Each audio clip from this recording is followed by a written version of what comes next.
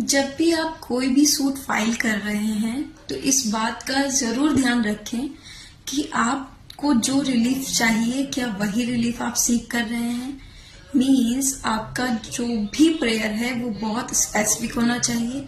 और civil suit में ये होता है कि आपने जो रिलीफ मांगी है उसी पे सूट डिक्री होता है, उसके अलावा कुछ भी कोर्ट हमें रिलीफ नहीं देती है।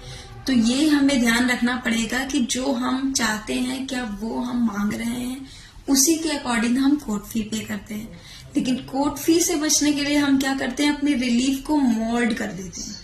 जैसे कि अभी रिसेंटली एक केस में सुप्रीम कोर्ट ने बताया है कि अगर आप पोजीशन पे नहीं है किसी प्रॉपर्टी की, भले ही वो प्रॉपर्टी आपकी अपनी है, तब भी आपको उस प्रॉपर्टी की पोजीशन की रिलीफ मांगनी पड़ेगी।